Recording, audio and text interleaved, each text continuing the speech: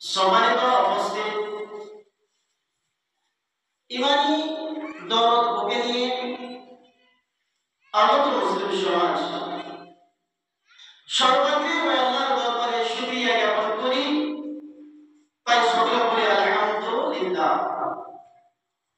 তারপরে শেষ নবী আখরি নবী নবীকুল শিরামনি জনাব মুহাম্মদুর রাসূলুল্লাহ সাল্লাল্লাহু তাআলা আলাইহি ওয়াসাল্লাম তিনার উপরে শত সহস্র দরুদ অবতীর্ণ হোক। আল্লাহুম্মা সাল্লি আলাইহি আল্লাহুম্মা বারিক আলাইহি। ভাইজান, আপনাদের সম্মুখে ধারাবাহিকভাবে নবীদের কাহিনী বলে আসছি। বিগত জুমায় হযরত ইউসুফ আলাইহিস সালামের কাহিনী বলছিলাম, যে পর্যন্ত বলে শেষ করেছিলাম, আবার সেখান থেকে আমি আরম্ভ করছি। সূরা ইউসুফ আয়াত নম্বর 7। আল্লাহ তাআলা বলছেন, লাকাদ কানা ফি ইউসুফা ওয়া ইখওয়াতিহি আয়াতুল লিসাইলিন। নিশ্চয়, লাকাদ কানা নিশ্চয়, ইউসুফা ওয়া ইখওয়াতিহি ইউসুফ আর ইউসুফের ভাইদের কাহিনী ঘটনায় জিজ্ঞাসুদের জন্য লিসাইলিন জিজ্ঞাসুদের জন্য আয়াতুল নিদর্শন রয়েছে।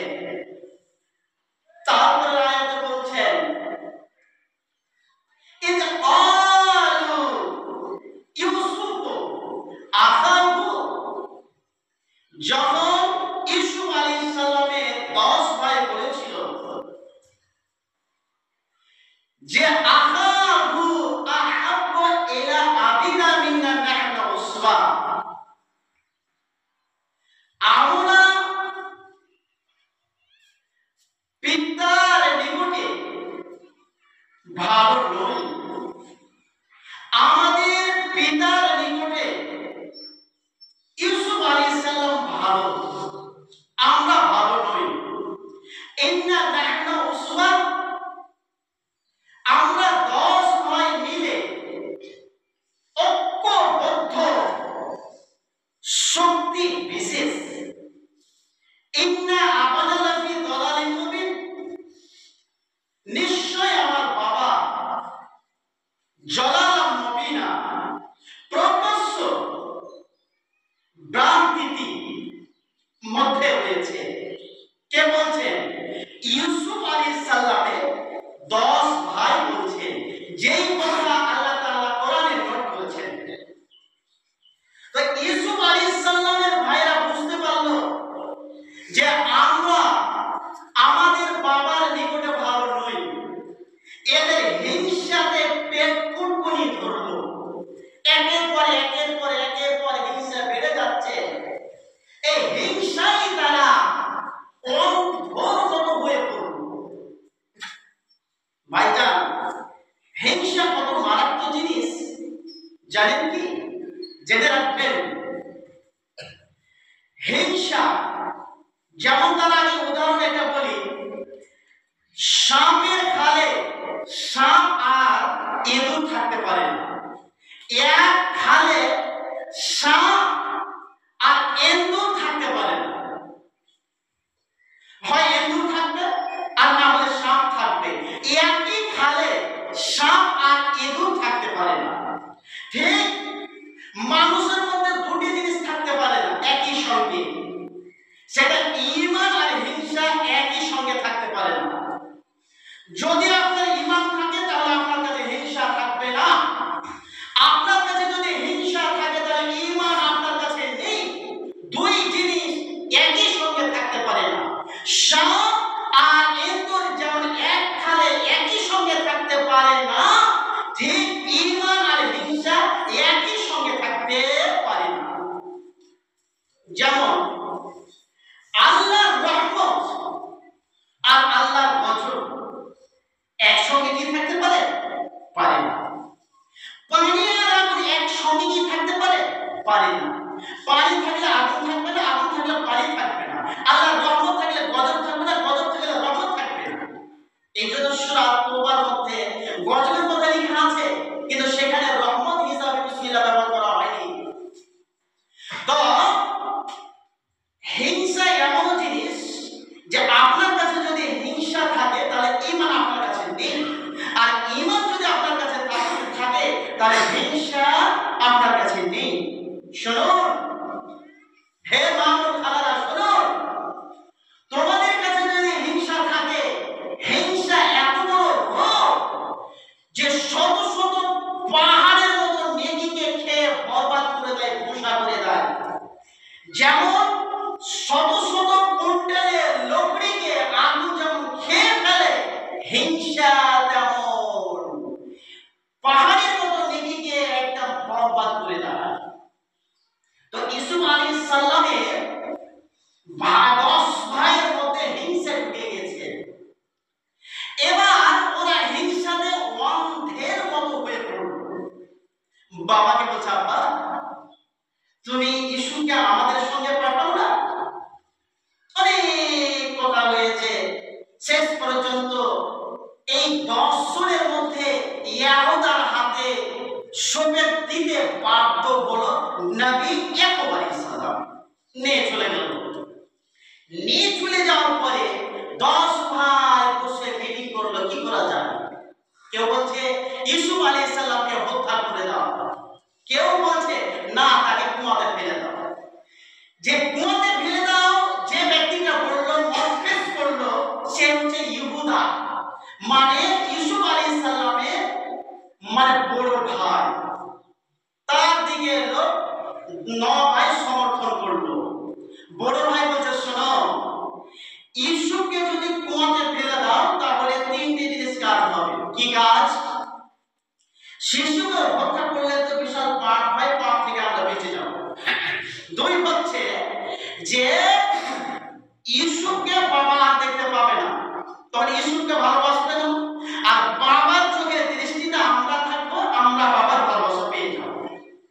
তাই হলো হযরত ইউসুফ আলাইহিস সালামকে মানে কুয়ার কাছে নিয়ে যাচ্ছে।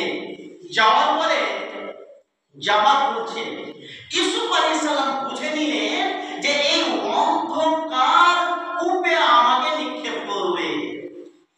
হযরত ইউসুফ আলাইহিস সালাম বিকট আওয়াজ দিয়ে কাঁদতে আরম্ভ করলেন। এত কাঁদতে আরম্ভ করলেন যে হযরত ইউসুফ আলাইহিস সালামের জন্য হিংসে উঠতে আরম্ভ করলো।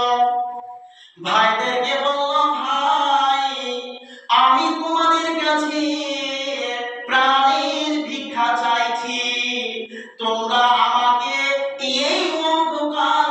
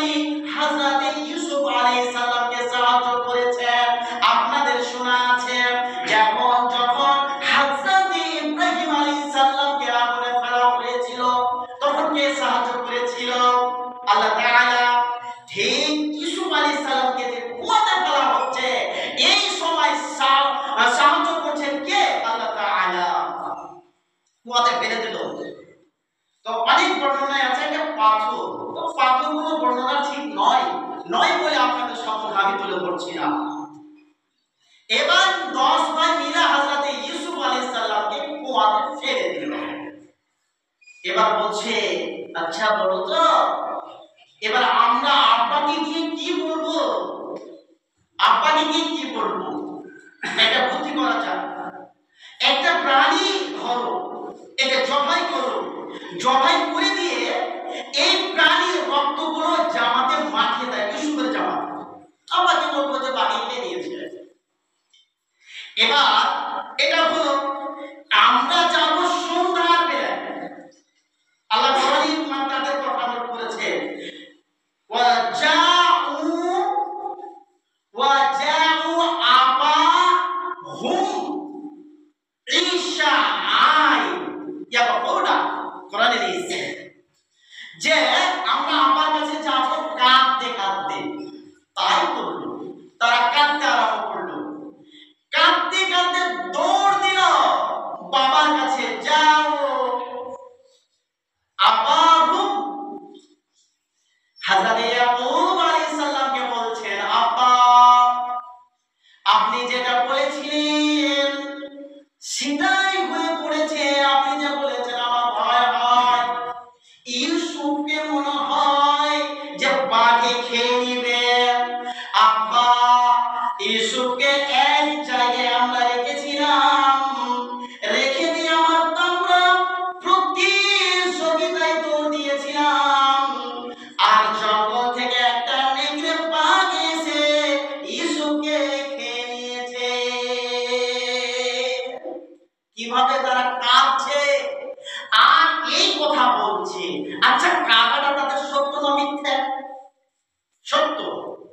যেহেতু আল্লাহ নিজেই বলছেন যে ঈশা আইয়াকুনা, সন্ধ্যাবেলায় তারা কাঁদতে কাঁদতে তাদের বাবার সম্মুখে গিয়ে বলেছে, তাহলে কাঁদাটা তাদের সত্য, কাঁদাটা সত্য, তারা মানছে এবং আল্লাহ বলছে ইয়াকুনা তারা কাঁদছিল, কাঁদাটাও সত্য কিন্তু ঘটনাটা মিথ্যা, ঘটনাটা মিথ্যা। কিছু লোকের মাঝে কি নাই যে ওর কিছু হয়ে গেছে, এসে একটু কেঁদে দিল, কেঁদে যাওয়ার পরে বর্ণনা করতে আরম্ভ করলো, যাতে করে লোকটা বিশ্বাস হলে এবার আছে এই ইউসুফে 10 ভাইয়ের মধ্যে এক ভাই হয়েছে। যে আল্লাহ বলছে কাঁদাটা সত্য কিন্তু ঘটনাটা মিথ্যা। হযরত ইউসুফ হযরত ইয়াকুব আলাইহিস সালামের সম্মুখে 10 ছেলে বলছে, তারপর 10 ছেলের মধ্যে এক ছেলে বলছে আব্বা শুধু আমরা মুখে বলি না, প্রমাণ আছে। কি প্রমাণ? এই জামাটা নিয়ে এসো, জামাটা নিয়ে এসো। আনার পরে বলছে বাবা দেখো এই যে বাঘে খেয়েছে, বাঘের রক্ত, এই যে তোমার ছেলের রক্ত। বাবা তখন বলছে মানুষ হিংসাতে অন্ধ হয়ে যায় তখন সব ভুলে যায়, হিংসাতে মানুষ অন্ধ হয়ে যায় তখন সব ভুলে যায়। বাবা বলছে আচ্ছা কোন বাঘ যদি খায় তো জামা খুলে খায়? বুঝতে পারলেন না? বাঘ যদি আমার ছেলেকে খায় তো বাঘ কি জামা খুলে খায়? একটা হলো। দুই নম্বর জামাটা দেখছে আর এইভাবে বলছে, তখন হযরত